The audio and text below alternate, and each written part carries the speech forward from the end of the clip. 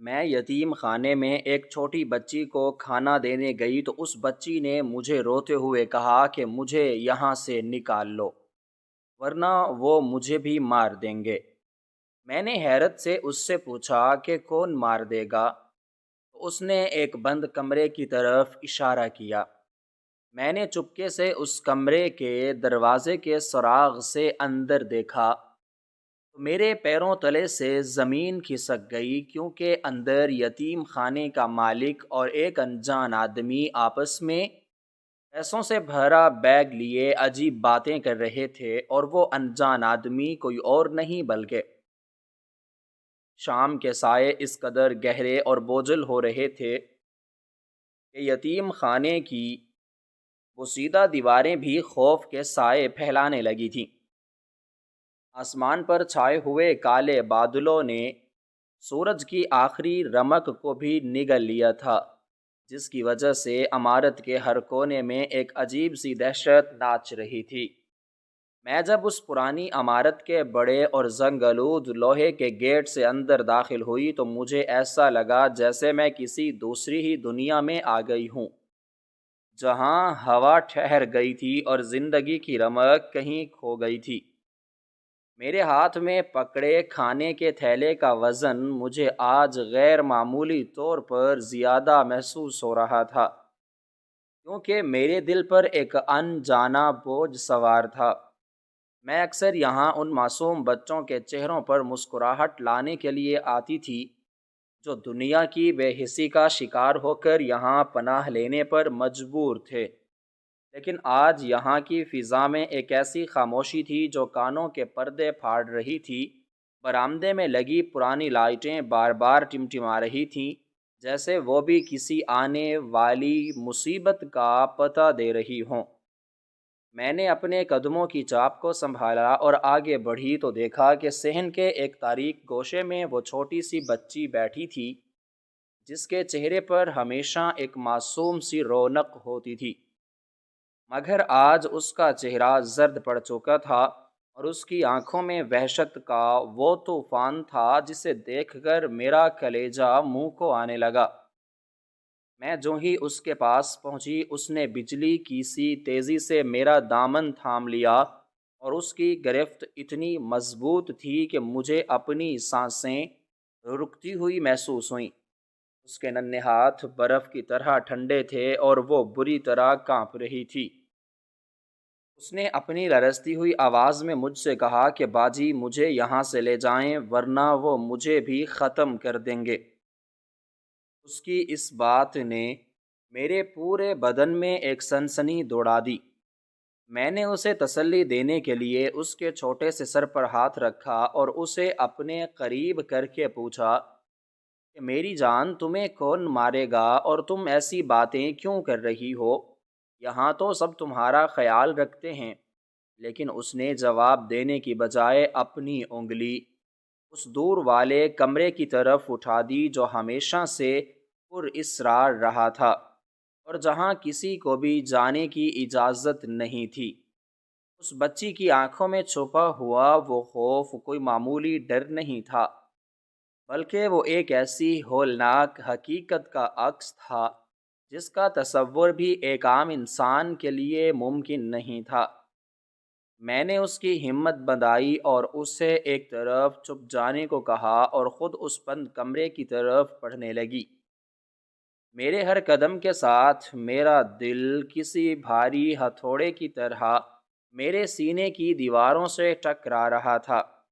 برآمدے کا فرش جگہ جگہ سے ٹوٹا ہوا تھا اور اس پر جمی ہوئی مٹی میرے قدموں کی آواز کو جذب کر رہی تھی، لیکن پھر بھی مجھے ایسا لگ رہا تھا کہ میری ہر آہٹ اس ویران عمارت میں گونج رہی ہے۔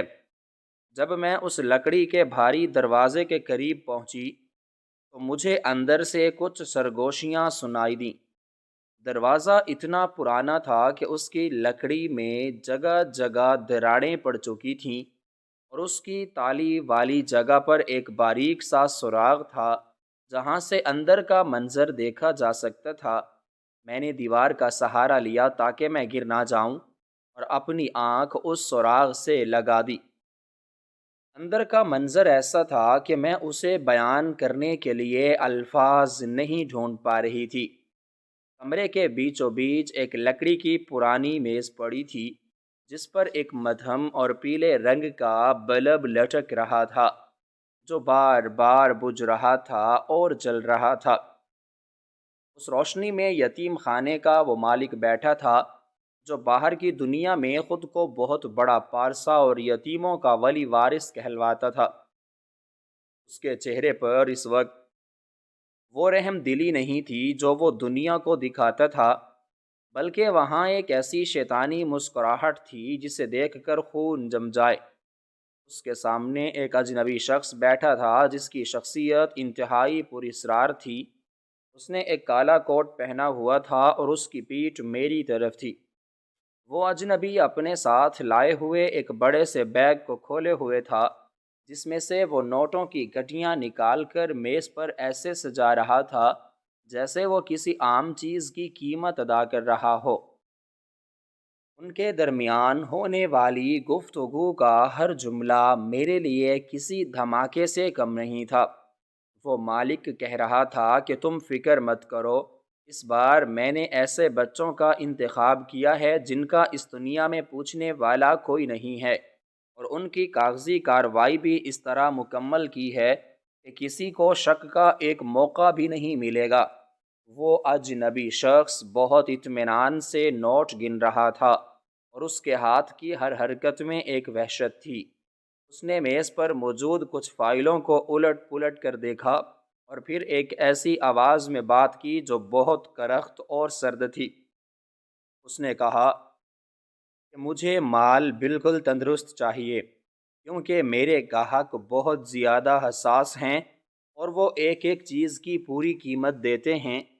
ان کی یہ گفتگو سن کر میرے رونگٹے کھڑے ہو گئے اور مجھے اندازہ ہوا کہ یہ محض پیسوں کا لین دین نہیں ہے، بلکہ یہ ان معصوم جانوں کی زندگیوں کا سودا ہے جنہیں یہاں پناہ کے نام پر لا کر بیچا جا رہا تھا۔ میرے ذہن میں ان تمام بچوں کے معصوم چہرے گھومنے لگے جو گزشتہ چند مہینوں میں یہاں سے اچانک غائب ہوئے تھے، اور مالک یہ کہہ کر سب کو خاموش کرا دیتا تھا کہ انہیں کسی نے گود لے لیا ہے۔ اب مجھے وہ ساری حقیقت ایک بھیانک تصویر کی طرح صاف نظر آ رہی تھی۔ میں نے اپنی آنکھوں پر یقین نہیں کیا کہ کوئی انسان اتنا گر سکتا ہے کہ وہ معصوم بچوں کو کاروبار بنا لے۔ میں وہیں ساکت کھڑی رہی اور سوچنے لگی کہ اب مجھے کیا کرنا چاہیے۔ میرے پیروں میں اتنی سکت نہیں تھی کہ میں وہاں سے ایک قدم بھی ہل سکتی۔ میرا پورا وجود پسینے میں شرابور تھا اور میری دھڑکنیں اس قدر تیز ہو چکی تھیں کہ مجھے لگ رہا تھا کہ شاید وہ اندر بیٹھے ہوئے درندے بھی انہیں سن لیں گے۔ میں نے دوبارہ سراغ سے اندر جھانکا تو دیکھا کہ وہ اجنبی شخص اب کھڑا ہو رہا تھا۔ اس نے اپنی کرسی پیچھے ہٹائی اور نوٹوں کا وہ تھیلا مالک کی طرف بڑھا دیا۔ مالک نے اس تھیلے کو اس طرح چھینا جیسے کوئی بھوکا درندہ اپنے شکار پر جھپٹتا ہے۔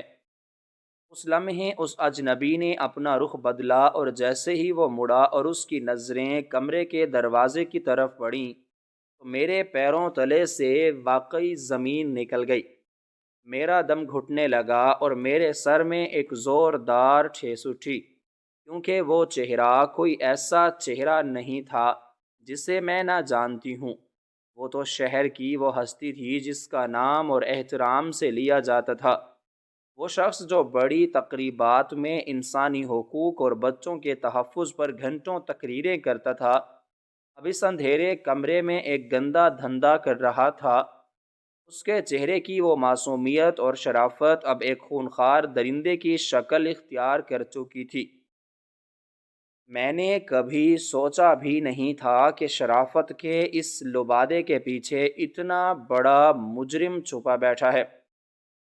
میرا جی چاہ رہا تھا کہ میں چیخوں اور سب کو بلا لوں، لیکن میری آواز میرے گلے میں ہی پھنس کر رہ گئی تھی۔ میرے ہاتھ پاؤں ٹھنڈے ہو کر پتھر کی طرح سخت ہو گئے تھے اور مجھے لگ رہا تھا کہ اگر میں نے ذرا سی بھی ہمت دکھائی تو شاید یہ میری زندگی کا آخری لمحہ ہوگا، کیونکہ ایسے با اثر لوگ اپنے راستے میں آنے والی ہر رکاوٹ کو بے دردی سے کچل دیتے ہیں۔ اس کمرے کی دیواروں سے اب مجھے ان معصوم بچوں کی سسکیاں سنائی دے رہی تھیں جو شاید اسی طرح اس میز پر بک چکے تھے۔ میں نے اپنی بند آنکھوں سے ان بچوں کے چہروں کو دیکھا اور میرا دل خون کے آنسو رونے لگا۔ مگر اب میری سب سے بڑی مشکل یہ تھی کہ میں یہاں سے نکلوں کیسے، کیونکہ میرا ذرا سا بھی شور ان دونوں کو چوکنا کر سکتا تھا۔ میں نے دیوار سے ہاتھ اٹھایا اور پیچھے کی طرف قدم بڑھانے کی کوشش کی تو مجھے احساس ہوا کہ میرا جسم میرا ساتھ نہیں دے رہا۔ خوف نے میرے اعصاب کو مفلوج کر دیا تھا، لیکن اس وقت مجھے اس بچی کا خیال آیا جو باہر بیٹھی میری واپسی کا انتظار کر رہی تھی۔ میں نے ہمت جمع کی اور بہت آہستگی سے اپنا پاؤں پیچھے رکھا، لیکن بدقسمتی سے وہاں پڑے ہوئے ایک پرانے لکڑی کے ٹکڑے پر میرا وزن پڑا اور اس کے ٹوٹنے کی ایک تیکھی آواز خاموش فضا میں گونجی۔ یہ آواز نہیں تھی بلکہ میری موت کی گھنٹی تھی، کیونکہ اندر ہونے والی سرگوشیاں ایک دم تھم گئیں اور ایک ایسی خاموشی چھا گئی جو طوفان سے پہلے کی ہوتی ہے۔ میں نے اپنی آنکھیں بند کر لیں اور میرا دل کسی ڈوبتے ہوئے انسان کی طرح دھڑکنے لگا، کیونکہ اب مجھے معلوم تھا کہ اس دروازے کے پیچھے چھپا ہوا وہ بھیانک راز اب میرے سامنے آ چکا تھا، اور وہ درندے اب مجھے خاموش کرانے کے لیے کسی بھی حد تک جا سکتے تھے۔ یہ میرے لیے کسی بہت بڑے امتحان سے کم نہیں تھا، کیونکہ اب میرے پاس صرف دو راستے تھے، یا تو میں ان کے ہاتھوں اپنا انجام دیکھوں، یا پھر اس سچ کو دنیا کے سامنے لا کر ان معصوموں کی زندگیاں بچا لوں جو اب تک ان کی درندگی کا نشانہ بن چکے تھے۔ میری زندگی اب ایک ایسے موڑ پر کھڑی تھی جہاں ہر خطرہ، ہر قدم پر خطرہ اور پر اسرار چہرہ میری آنکھوں کے سامنے اب ایک مستقل خوف بن کر جم گیا تھا، جس نے میری روح تک کو ہلا کر رکھ دیا تھا۔ دروازے کے باہر کھڑی میں اس لمحے بالکل بے جان ہو چکی تھی۔ ایسا محسوس ہو رہا تھا جیسے میری رگوں میں دوڑتا ہوا لہو برف بن گیا ہو اور میرا پورا وجود اس ہولناک انکشاف کے بوجھ تلے دب کر رہ گیا ہو۔ وہ سوکھی ٹہنی جس پر میرا پاؤں پڑا تھا، اس کی آواز اس ویران اور خاموش برآمدے میں کسی بم کے دھماکے کی طرح گونجی تھی، جس نے اندر بیٹھے ان دونوں درندوں کو چوکنا کر دیا تھا۔ لیکن میرا تجسس اور میرا صدمہ اس قدر شدید تھا کہ میں اپنی جان کی پرواہ کیے بغیر ابھی بھی اسی سراغ سے چمٹی ہوئی تھی۔ اندر کا منظر اب مزید واضح اور ہولناک ہوتا جا رہا تھا۔ وہ اجنبی شخص جس کا چہرہ ابھی تک مکمل طور پر میرے سامنے نہیں آیا تھا، لیکن اس کی شخصیت کا وہ پہلو جو میری یادداشت میں محفوظ تھا، وہ مجھے بار بار جھنجھوڑ رہا تھا۔ یہ وہ شخص تھا جس کا نام آتے ہی لوگوں کے دلوں میں ہمدردی اور احترام کی لہر دوڑ جاتی تھی۔ شہر کی ہر بڑی تقریب اس کے بغیر ادھوری تھی، اور وہ ایک ایسا انسان تھا جس نے سوشل میڈیا کی دنیا میں اپنی ایک الگ پہچان بنائی تھی، جہاں وہ ہر روز معصوموں کی مدد کرتے ہوئے ویڈیوز اپلوڈ کرتا تھا۔ اس کی ہر ویڈیو کے پیچھے لاکھوں لوگوں کی دعائیں اور ہزاروں لوگوں کا پیسہ ہوتا تھا۔ وہ ڈیجیٹل دنیا کا وہ چمکتا ہوا ستارہ تھا جس کی شرافت کی قسمیں کھائی جاتی تھیں، اور جس کے ایک اشارے پر لوگ اپنا سب کچھ لٹانے کو تیار ہو جاتے تھے۔ میں نے خود کئی بار اسے موبائل کی سکرین پر دیکھا تھا، جب وہ کسی لاچار بچے کے سر پر ہاتھ رکھ کر رو رہا ہوتا تھا اور دنیا کو یہ پیغام دے رہا ہوتا تھا کہ انسانیت ہی سب سے بڑا مذہب ہے، مگر اس وقت اس بند کمرے کی بوسیدہ میز پر جو منظر تھا وہ اس کی تمام تر شہرت اور عزت کا جنازہ نکال رہا تھا۔ میز پر وہ فائلیں بکھری ہوئی تھیں جن میں ان یتیم بچوں کی زندگیوں کا حساب کتاب درج تھا۔ وہ محض کاغذ کے ٹکڑے نہیں تھے، بلکہ وہ ان معصوموں کی تقدیر کے فیصلے تھے جنہیں نہایت بے دردی سے تحریر کیا گیا تھا۔ میں نے دیکھا کہ ان فائلوں کے اوپر ان بچوں کی تصاویر لگی ہوئی تھیں جنہیں میں روزانہ ہنستے کھیلتے دیکھتی تھی۔ ان میں وہی چھوٹی بچی بھی شامل تھی جو ابھی باہر خوف سے تھر تھر کانپ رہی تھی۔ ہر فائل کے ساتھ ایک قیمت درج تھی اور کچھ طبی رپورٹیں بھی منسلک تھیں جو شاید ان کے جسمانی اعضاء کی صحت کی گواہی دے رہی تھیں۔ وہ اجنبی شخص جس کی سماج میں ایک غیر معمولی عزت تھی، اب نہایت اطمینان سے ان فائلوں کو ایک ایک کر کے دیکھ رہا تھا۔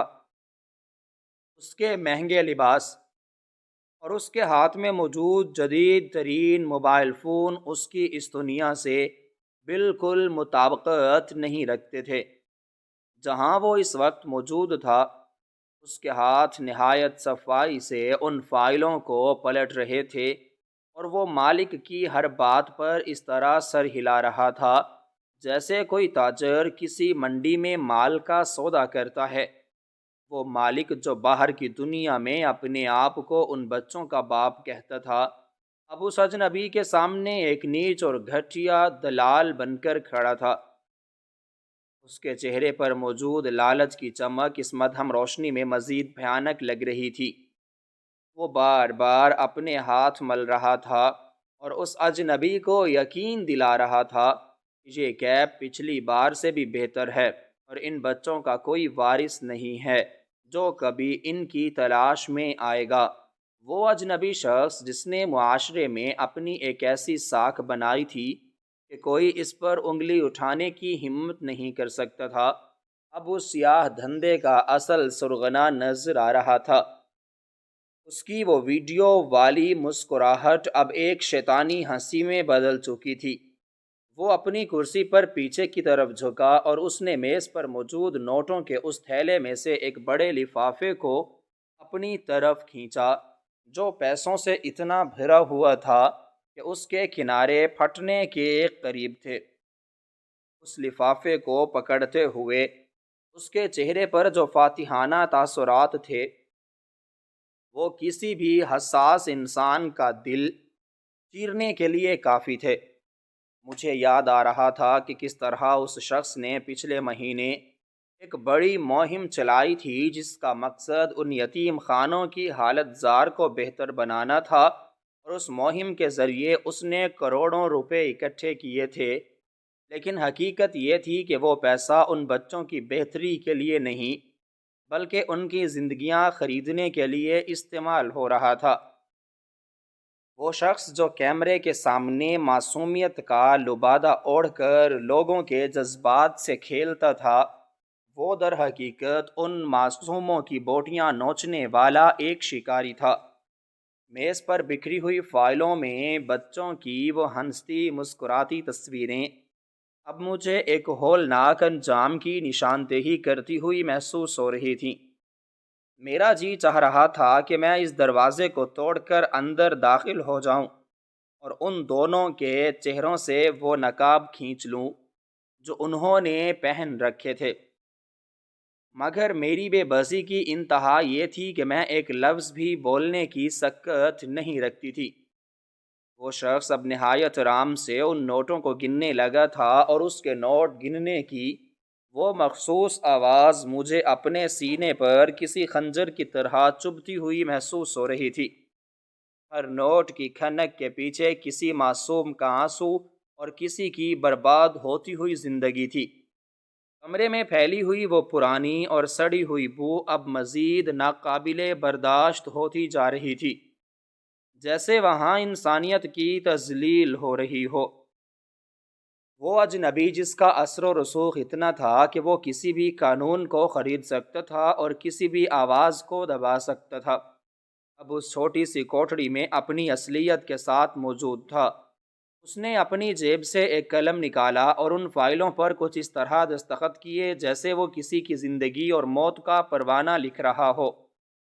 اس کا وہ وقار اور وہ رعب جو میں نے ٹی وی پر دیکھا تھا اب مجھے ایک مکروہ شکل میں نظر آ رہا تھا۔ مجھے اب سمجھ آ رہا تھا کہ کیوں وہ بچی اس شخص کا نام لیتے ہوئے ہچکچا رہی تھی اور وہ کیوں یہاں سے بھاگنا چاہتی تھی، کیونکہ اس نے شاید ان کے اصل چہرے دیکھ لیے تھے۔ یہ ایک ایسا گھناؤنا کھیل تھا جس کے کھلاڑی بہت تھے اور جن کے ہاتھ بہت دور تک پہنچتے تھے۔ میں نے دیکھا کہ وہ مالک اب اس اجنبی کے تلویں چاٹ رہا تھا اور اسے مزید بچوں کی فراہمی کا یقین دلا رہا تھا۔ ان کی یہ گفتگو سن کر مجھے اپنی آنکھوں کے سامنے اندھیرا چھاتا ہوا محسوس ہوا۔ میرا سر چکرا رہا تھا اور مجھے لگ رہا تھا کہ اگر میں مزید ایک پل بھی یہاں کھڑی رہی تو میں شاید گر جاؤں گی۔ لیکن میرے اندر کی وہ ہمت جو شاید ان یتیم بچوں کی بے بسی سے پیدا ہوئی تھی مجھے وہیں کھڑے رہنے پر مجبور کر رہی تھی۔ میں دیکھنا چاہتی تھی کہ یہ ظلم کہاں تک جاتا ہے۔ وہ اجنبی شخص اب اپنا سامان سمیٹ رہا تھا۔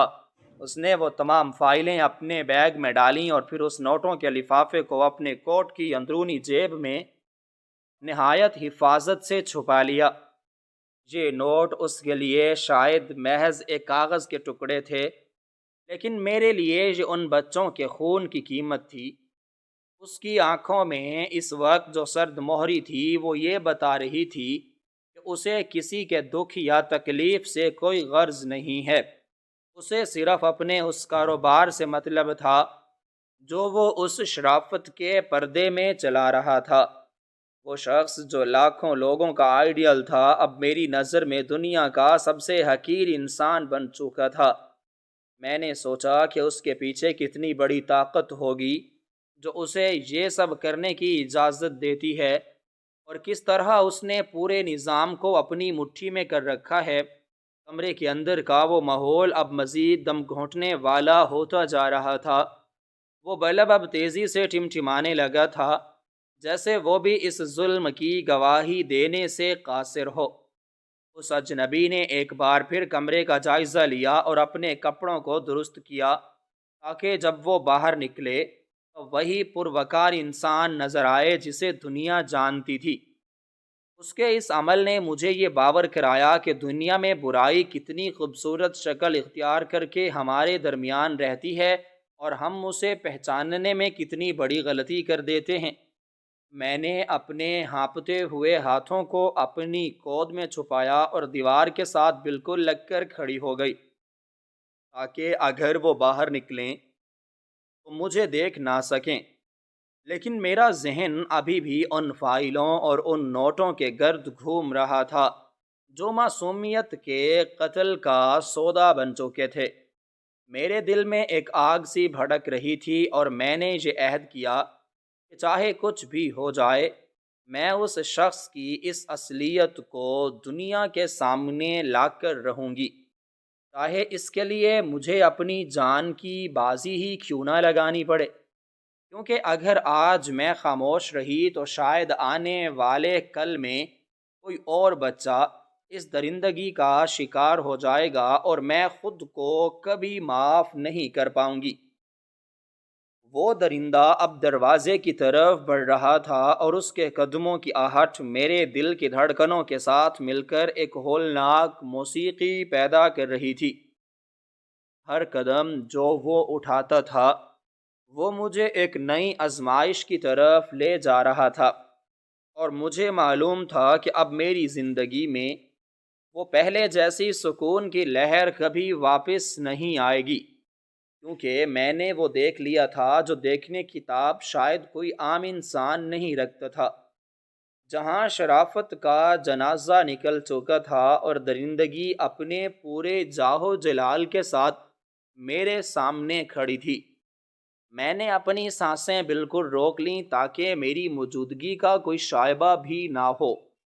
اور میں اس لمحے کا انتظار کرنے لگی جب یہ نقاب پوش درندہ یہاں سے رخصت ہوگا اور میں اس معصوم بچی کو لے کر کسی محفوظ جگہ کی طرف بھاگ سکوں گی۔ مگر کیا میں اس طاقتور مافیا سے بچ پاؤں گی؟ کیا یہ سچ کبھی دنیا کے سامنے آ پائے گا؟ یہ وہ سوالات تھے جو اس وقت میرے ذہن میں کسی طوفان کی طرح اٹھ رہے تھے، اور میں ان کے جواب ڈھونڈنے سے قاصر تھی۔ صرف ایک چیز واضح تھی کہ وہ شخص جو نوٹوں کا لفافہ تھامے اب باہر نکلنے والا تھا، وہ انسانیت کے نام پر ایک ایسا بدنما داغ تھا جسے مٹانا اب میری زندگی کا سب سے بڑا مقصد بن چکا تھا۔ اس کمرے کی دیواریں اس ظلم کی خاموش گواہ تھیں، اور میں وہ واحد انسان تھی جو اس ہولناک سچ کو اپنے سینے میں دفن کیے کھڑی تھی۔ اور اب مجھے اس بوجھ کے ساتھ جینا تھا یا پھر اسے ختم کرنا تھا۔ فیصلہ اب میرے ہاتھ میں تھا، لیکن خطرہ ہر طرف سے مجھے گھیر چکا تھا، اور وہ پر اسرار اجنبی اب دروازے کی دستک بن کر میری زندگی میں داخل ہونے والا تھا، جس کا انجام شاید بہت عبرتناک ہونے والا تھا۔ میں وہاں اس خوفناک خاموشی کے حصار میں قید تھی، اور میرا سانس سینے میں کسی بوجھ کی طرح اٹک گیا تھا، کیونکہ اس لکڑی کی ٹہنی کے ٹوٹنے کی آواز نے موت کی دستک کی طرح میرے کانوں میں گونج پیدا کر دی تھی۔ میں نے اپنے جسم کو دیوار کے ساتھ اس طرح بھینچ لیا تھا جیسے میں اس کا حصہ بننا چاہتی ہوں، تاکہ وہ دونوں درندے مجھے دیکھ نہ سکیں۔ وہ اجنبی شخص جس کی پہچان اب میرے لیے ایک ہولناک انکشاف بن چکی تھی، وہ کمرے سے باہر نکلا، اور اس کے قدموں کی چاپ میرے دل کی دھڑکنوں کے ساتھ ایک عجیب سا تال پیدا کر رہی تھی۔ میں نے اپنی آنکھیں بند کر لیں اور دعا کرنے لگی کہ وہ بس یہاں سے چلا جائے اور مجھے نہ دیکھے۔ اس کی خوشبو جو بہت مہنگی اور تیز تھی میرے نتنوں سے ٹکرائی، اور مجھے اس کی وہ تمام بصری فلمیں یاد آنے لگیں جہاں وہ غریب بچوں کو گلے لگا کر روتا تھا، اور لوگ اس کی اس ادا پر فدا ہو جاتے تھے۔ وہ برآمدے سے گزر کر مرکزی دروازے کی طرف بڑھ گیا، اور میں نے ایک طویل اور سرد آہ بھری جیسے مجھے نئی زندگی مل گئی ہو۔ میں نے سوچا کہ اب مجھے اس بچی کو لے کر یہاں سے بھاگ جانا چاہیے، لیکن ابھی میں نے ہلنے کی ہمت ہی کی تھی کہ دوبارہ ان بھاری قدموں کی آواز آنے لگی۔ وہ شخص واپس آ رہا تھا۔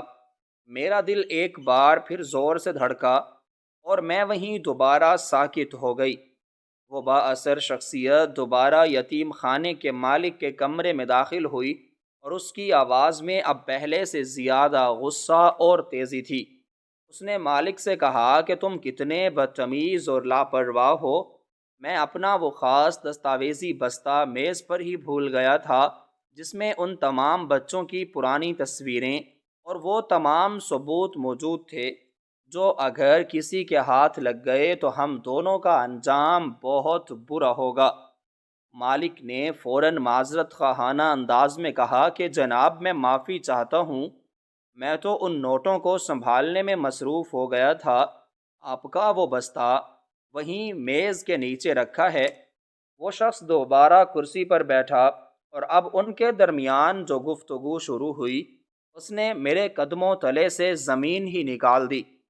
وہ شخص کہہ رہا تھا کہ تمہیں اندازہ بھی ہے کہ آج کل سماجی رابطوں کی ان ویب سائٹوں پر لوگ کتنے ہوشیار ہو گئے ہیں۔ مجھے اپنی اگلی بصری فلم کے لیے ان بچوں کی ایسی حالت دکھانی ہے کہ دیکھنے والوں کے کلیجے منہ کو آ جائیں۔ مجھے وہ چھوٹی بچی چاہیے جو سب سے زیادہ روتی ہے، کیونکہ اس کے آنسو میرے لیے لاکھوں کی کمائی کا ذریعہ بنتے ہیں۔ میں اسے اپنی اگلی تشہیری مہم میں ایک مظلوم یتیم کے طور پر پیش کروں گا، اور دنیا سمجھے گی کہ میں اس کی مدد کر رہا ہوں، لیکن حقیقت میں وہ بچہ ہمارے اس خفیہ ٹھکانے پر پہنچا دیا جائے گا جہاں سے اسے سرحد پار بھیجنا ہے۔ مالک نے ایک گھٹیا ہنسی ہنستے ہوئے جواب دیا کہ آپ فکر نہ کریں، میں اسے پہلے ہی ڈرا دھمکا کر رکھا ہوا ہے، وہ اتنا روئے گی کہ آپ کی بصری فلم دیکھنے والے اپنا دل تھام لیں گے۔ اس شخص نے ایک بار پھر اپنے اس برقی آلے کو نکالا جس سے وہ عکس بندی کرتا تھا، اور اسے صاف کرتے ہوئے کہنے لگا، یہ میرا سب سے بڑا ہتھیار ہے، میں اس کے ذریعے لوگوں کے جذبات سے کھیلتا ہوں، اور وہ نادان مجھے اپنا نجات دہندہ سمجھتے ہیں، وہ نہیں جانتے کہ جس انسان کی وہ پوجا کر رہے ہیں وہ دراصل ان کے بچوں کا سوداگر ہے۔ مجھے اس بات پر بہت ہنسی آتی ہے جب میں کسی بڑی تقریب میں کھڑا ہو کر انسانیت پر تقریر کرتا ہوں، اور وہی لوگ جنہیں اپنے بچوں کو مجھ سے بچانے کی کوشش کرنی چاہیے، وہ خود انہیں میرے پاس لے کر آتے ہیں تاکہ میں ان کے ساتھ ایک تصویر بنا سکوں۔ یہ سماج کتنا اندھا ہے جو صرف ظاہری چمک دمک دیکھتا ہے اور اس کے پیچھے چھپی ہوئی گندگی کو محسوس نہیں کرتا۔ اس نے وہ بستہ اٹھایا اور اس میں سے کچھ ایسی دستاویزات نکالیں جن پر مختلف غیر ملکی زبانوں میں کچھ تحریر تھا۔ وہ مالک کو سمجھانے لگا کہ اس بار جو انسانی جانوں کا سودا ہو رہا ہے، اس کی قیمت پہلے سے دگنی ہو گئی ہے، کیونکہ اب ہم نے براہ راست ان لوگوں سے رابطہ کر لیا ہے جو جسمانی اعضاء کی خرید و فروخت کا دھندا کرتے ہیں۔ یہ سن کر میری آنکھوں کے سامنے اندھیرا چھا گیا۔ میرا جی چاہا کہ میں اپنا سر دیوار سے ٹکرا دوں کہ کس طرح ہم ان جیسے لوگوں پر اعتبار کرتے ہیں۔ وہ شخص جو برقی سکرین پر ایک فرشتہ بن کر ابھرتا تھا، وہ دراصل ایک ایسا بھیڑیا تھا جو معصوموں کی بوٹیاں نوچتا تھا۔ اس نے دوبارہ اپنا سامان سمیٹا اور مالک کو خبردار کیا کہ اگر اس بار کوئی غلطی ہوئی یا کسی بچے نے باہر جا کر کچھ بولا تو میں تمہارا نام و نشان مٹا دوں گا۔ مالک نے ہاتھ جوڑ کر کہا کہ جناب آپ بے فکر رہیں، میں نے ان سب کے ذہنوں میں اتنا خوف بھر دیا ہے کہ وہ اپنی پرچھائیوں سے بھی ڈرتے ہیں۔ وہ شخص دوبارہ باہر نکلا اور اس بار اس کے قدموں کی آہٹ دور تک سنائی دیتی رہی، یہاں تک کہ وہ واقعی عمارت سے باہر نکل گیا۔ میں کافی دیر تک وہیں دیوار سے لگی کھڑی رہی، یہاں تک کہ اس کی گاڑی کے اسٹارٹ ہونے اور پھر دور جانے کی آواز بھی ختم ہو گئی۔ میری روح اس وقت تک زخمی ہو چکی تھی کہ میرا پورا وجود پسینے میں شرابور تھا۔ میں نے محسوس کیا کہ میرا دم گھٹ رہا ہے اور میرے پاس اب وقت بہت کم ہے۔ اگر میں نے اب بھی کوئی قدم نہ اٹھایا تو شاید میں بھی اس گناہ میں برابر کی شریک کہلواؤں گی۔ میں دیوار کے سہارے رینگتی ہوئی اس بچی کے پاس پہنچنا چاہتی تھی، مگر میرے اعصاب جواب دے رہے تھے۔ مجھے ایسا لگ رہا تھا کہ برآمدے کی دیواریں مجھ پر گر جائیں گی۔ وہ شخص جو ابھی یہاں سے گیا تھا وہ کوئی معمولی انسان نہیں تھا، بلکہ وہ ایک ایسا بت تھا جسے اس معاشرے نے خود تراشا تھا۔ اس کی وہ متحرک تصویر پر لاکھوں کی تعداد میں لوگ تبصرے کرتے تھے اور اسے دعائیں دیتے تھے، وہی لوگ جو اس کی ایک جھلک دیکھنے کے لیے گھنٹوں انتظار کرتے تھے۔ وہ کبھی یہ نہیں جان پائیں گے کہ ان کا ہیرو کس طرح معصوموں کی زندگیوں سے کھیل رہا ہے۔ وہ یتیم خانہ جسے ہم نے پناہ گاہ سمجھا تھا، وہ دراصل ایک منڈی تھی جہاں ہر بچے کی ایک بولی لگتی تھی۔ میں نے سوچا کہ اگر میں نے اس وقت ہمت نہ دکھائی تو شاید یہ بچی بھی ان فائلوں کا حصہ بن جائے گی جن پر ابھی تھوڑی دیر پہلے اس درندے نے دستخط کیے تھے۔ میں نے اپنا دل بڑا کیا اور بہت ہی احتیاط سے اس ستون کے پیچھے پہنچی جہاں وہ بچی سہم کر بیٹھی تھی۔ اس کی آنکھوں میں ابھی بھی وہی بے یقینی تھی۔ اس نے جب مجھے دیکھا تو اسے ایسا لگا جیسے اس کی جان میں جان آ گئی ہو۔ میں نے اس کے منہ پر ہاتھ رکھا تاکہ وہ خوشی یا ڈر سے چیخ نہ دے، اور اسے اپنے ساتھ چلنے کا اشارہ کیا۔ ہم دونوں اب اس ویران عمارت کے پچھلے حصے کی طرف بڑھ رہے تھے، جہاں گھاس اور خاردار جھاڑیاں اتنی بلند و بالا تھیں کہ ہمیں چھپنے کی جگہ مل سکتی تھی۔ برآمدے کا ہر کونا اب مجھے ایک دشمن کی طرح لگ رہا تھا۔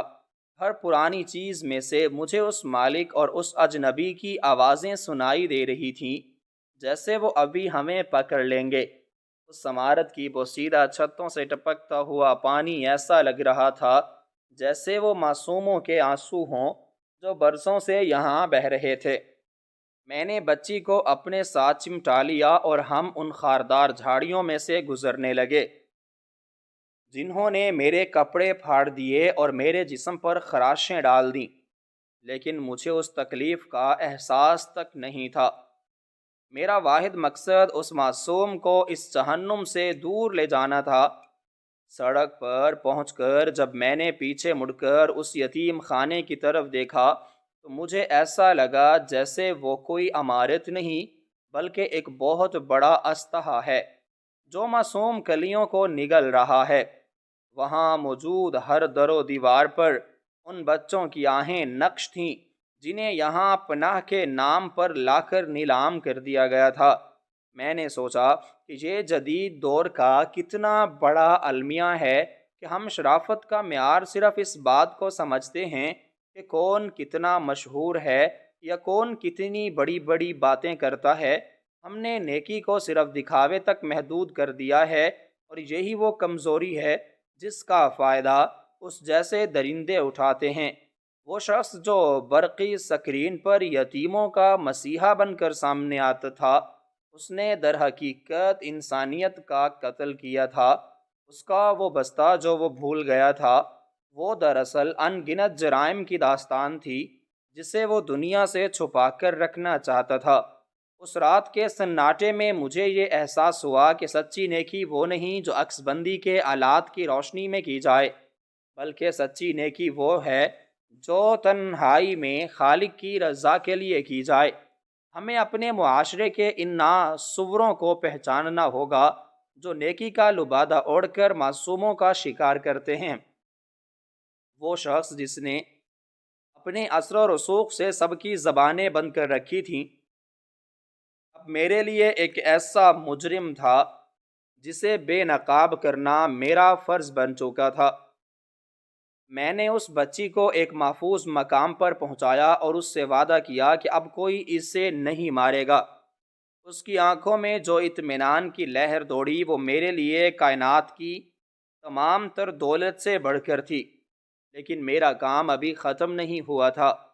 مجھے ان تمام فائلوں کو ڈھونڈنا تھا اور ان بچوں کا پتہ لگانا تھا جو اس منڈی میں بیچے جا چکے تھے۔ یہ ایک ایسی جنگ تھی جس میں میرا مقابلہ ایک بہت بڑے گروہ سے تھا جس کے ہاتھ حکومت اور قانون کے ایوانوں تک پہنچتے تھے، لیکن مجھے یقین تھا کہ حق کبھی نہیں چھپتا، اور ایک دن ان جیسے لوگوں کا انجام بہت عبرت ناک ہوتا ہے۔ ہمیں کسی بھی اندھی پیروی نہیں کرنی چاہیے، اور نہ ہی کسی کی ظاہری چمک دمک سے متاثر ہونا چاہیے۔ انسانیت کی خدمت ایک خاموش عبادت ہے جسے ڈھنڈورا پیٹ کر نہیں کیا جاتا۔ اگر ہم اپنے ارد گرد کے لوگوں اور اداروں کی صحیح طرح سے جانچ پڑتال نہیں کریں گے تو ہم بھی بالواسطہ ان جرائم میں شریک ہوں گے۔ ہمیں اپنی خیرات اور صدقات صرف ان لوگوں کو دینے چاہیے جن کا کردار اور عمل دونوں صاف ہوں اور جو شہرت کے بھوکے نہ ہوں۔ وہ مشہور شخصیت جو آج بھی شاید اپنی کسی نئی بصری فلم کی تیاری کر رہی ہوگی، وہ نہیں جانتی کہ اس کا ایک گواہ زندہ ہے اور وہ گواہ اب خاموش نہیں رہے گا۔ یہ سچائی اب ایک ایسا طوفان بنے گی جو اس کے نام نہاد وقار کو تنکے کی طرح بہا لے جائے گی۔ ظلم جتنا بھی بڑھ جائے اس کا مٹنا طے ہے، اور سچ کی ایک چھوٹی سی کرن پورے معاشرے کو روشن کر سکتی ہے۔ میں نے اپنی زندگی اس مقصد کے لیے وقف کر دی تھی کہ اب کسی اور یتیم خانے میں کوئی بچی اس طرح خوف سے نہیں روئے گی، اور کسی درندے کو یہ ہمت نہیں ہوگی کہ وہ معصوموں کی زندگیوں کا سودا کر سکے۔ شرافت کے نقاب اب نوچے جائیں گے اور اصل چہرے دنیا کے سامنے لائے جائیں گے۔ یہی انسانیت کا اصل تقاضا ہے، اور یہی ہم سب کا فرض ہے کہ ہم برائی کو جڑ سے اکھاڑ پھینکیں اور ایک ایسا معاشرہ تشکیل دیں جہاں ہر بچہ محفوظ ہو، اور جہاں نیکی صرف اللہ کے لیے کی جائے، نہ کہ اپنی تعریف کے لیے۔ اس رات نے مجھے ایک نئی بصیرت اور ایک نیا حوصلہ دیا تھا، اور میں اب اس طاقتور دشمن کے سامنے کھڑی ہونے کے لیے بالکل تیار تھی، کیونکہ میرے ساتھ ان ہزاروں معصوموں کی دعائیں تھیں جنہیں انصاف کا انتظار تھا، اور مجھے معلوم تھا کہ جیت ہمیشہ حق کی ہوتی ہے اور باطل کو ایک نہ ایک دن مٹنا ہی ہوتا ہے۔ یہ وہ حقیقت ہے جو ہمیں کبھی نہیں بھولنی چاہیے، اور یہی وہ روشنی ہے جو ہمیں اندھیروں میں راستہ دکھاتی رہے گی۔ اب میں اس ڈر کو پیچھے چھوڑ چکی تھی اور ایک نئی جدوجہد کے لیے تیار تھی، جس کا اختتام ان ظالموں کی تباہی اور معصوموں کی رہائی پر ہوگا۔ یہ سفر کٹھن تھا، مگر میرا ایمان مضبوط تھا، اور یہی میری سب سے بڑی طاقت تھی جس نے مجھے ایک نئی زندگی عطا کی تھی، اور اب میں اس سچ کو ہر قیمت پر دنیا کے سامنے لا کر رہوں گی، تاکہ پھر کبھی کوئی معصوم زندگی اس طرح بازاروں میں نیلام نہ ہو سکے۔ میرے دل میں یہ عزم تھا کہ میں ان تمام لوگوں کو بیدار کروں گی جو ان جعلی ہیروز کی باتوں میں آ کر اپنی محنت کی کمائی انہیں سونپ دیتے ہیں۔ ہمیں یہ سمجھنا ہوگا کہ جو شخص اپنی نیکی نمائش کرتا ہے وہ دراصل اپنی شہرت کا بیوپار کرتا ہے۔ سچی ہمدردی تو وہ ہے جو کسی کا دکھ بانٹے بغیر اس کا تماشا بنائے۔ یہ جدید دور کی چمک دمک دراصل ایک ایسا پردہ ہے جس کے پیچھے بہت سے مکروہ چہرے چھپے ہوئے ہیں۔ اس یتیم خانے کے مالک کی وہ شیطانی ہنسی مجھے اب سنائی دیتی ہے، جو اس بات کا ثبوت تھی کہ اسے خدا کا کوئی خوف نہیں تھا، لیکن اسے یہ معلوم نہیں تھا کہ اللہ کی پکڑ بہت سخت ہے۔ میں نے ان تمام دستاویزی ثبوتوں کو یکجا کرنا شروع کیا جو اس گروہ کی جڑوں تک پہنچنے میں مددگار ہو سکتے تھے۔ اس بچی کا ساتھ میرے لیے ایک مشعل راہ تھا۔ اس نے مجھے وہ سب بتایا جو اس نے وہاں ہوتے دیکھا تھا، کس طرح بچوں کو رات کی تاریکی میں غائب کیا جاتا تھا، اور کس طرح انہیں جسمانی اذیت دی جاتی تھی تاکہ وہ بصری فلموں میں زیادہ سے زیادہ مظلوم نظر آ سکیں۔ یہ انسانیت کی وہ تذلیل تھی جسے لفظوں میں بیان نہیں کیا جا سکتا۔ میرے اندر ایک آگ سی بھڑک رہی تھی جو صرف ان مجرموں کے انجام تک پہنچنے پر ہی ٹھنڈی ہو سکتی تھی۔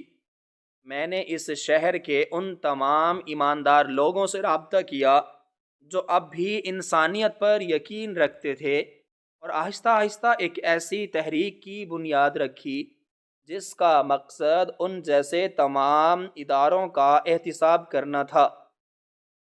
وہ با اثر شخص جو خود کو قانون سے بالا تر سمجھتا تھا، اب اسے یہ احساس ہونے لگا تھا کہ اس کے گرد گہرا تنگ ہو رہا ہے۔ اس نے مجھے ڈرانے اور دھمکانے کی بہت کوشش کی، لیکن اسے یہ معلوم نہیں تھا کہ جس نے ایک بار موت کا قریب سے مشاہدہ کر لیا ہو، اسے زندگی کی دھمکیاں اثر نہیں کرتیں۔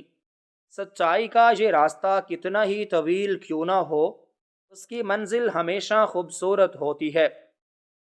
میں نے اس یتیم خانے کی ان دیواروں کو اب اپنی آنکھوں میں محفوظ کر لیا تھا، تاکہ وہ مجھے ہمیشہ یاد دلاتی رہیں کہ مجھے کس کے لیے لڑنا ہے۔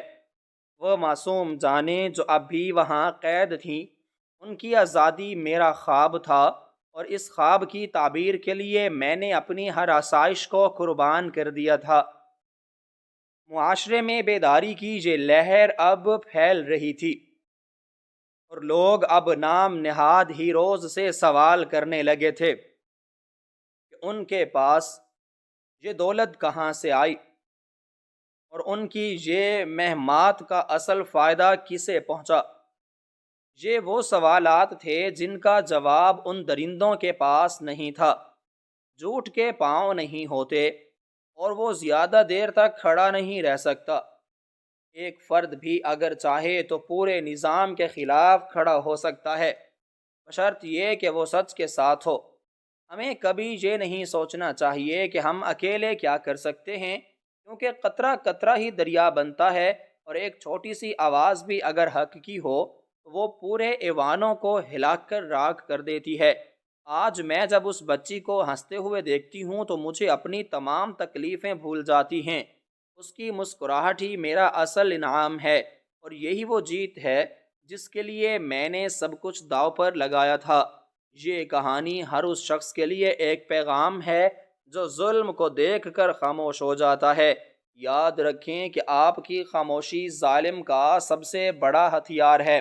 اگر آپ آج نہیں بولیں گے تو کل آپ کی باری بھی آ سکتی ہے۔ اس لیے اپنی زبان کو حق کے لیے استعمال کریں، اور ان معصوموں کی آواز بنیں جنہیں دبا دیا گیا ہے۔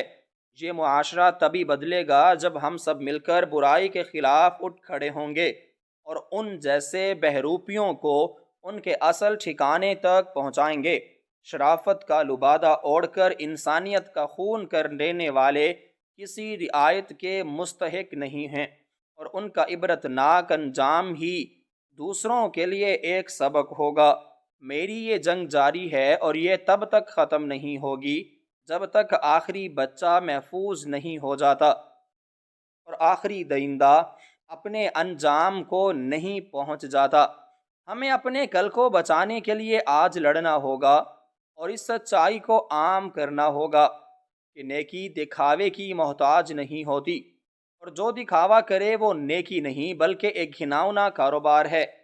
اس بصری دنیا کے دھوکے سے بچیں اور اپنے دل کی آنکھیں کھولیں، تاکہ آپ حقیقت کو دیکھ سکیں اور کسی بھی گمراہی سے بچ سکیں۔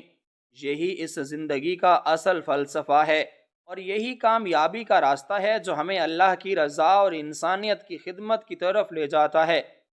اب میں پورے یقین کے ساتھ کہہ سکتی ہوں کہ حق آ گیا اور باطل مٹ گیا، کیونکہ باطل ہی تھا مٹنے کے لیے۔ یہ وہ الفاظ ہیں جو میرے دل کو سکون دیتے ہیں اور مجھے آگے بڑھنے کا حوصلہ عطا کرتے ہیں۔ اس لیے کبھی بھی سچ کا ساتھ نہ چھوڑیں، چاہے حالات کتنے ہی ناموافق کیوں نہ ہوں، کیونکہ آخر کار جیت آپ کی ہی ہوگی، اور آپ کا نام ان لوگوں میں لکھا جائے گا جنہوں نے انسانیت کو بچانے کے لیے اپنی زندگی وقف کر دی تھی۔ یہ میرا ایمان ہے، اور یہی میرا عزم ہے جس پر میں آخری سانس تک قائم رہوں گی، تاکہ یہ دنیا معصوموں کے لیے ایک جنت بن سکے، اور یہاں کوئی بھی بچہ دوبارہ اس طرح سہم کر کسی کے دامن کو نہ تھامے، بلکہ فخر سے اپنے سر کو بلند کر کے جی سکے اور اپنے خوابوں کی تکمیل کر سکے۔ یہی میرا مقصد ہے، اور یہی میری منزل ہے۔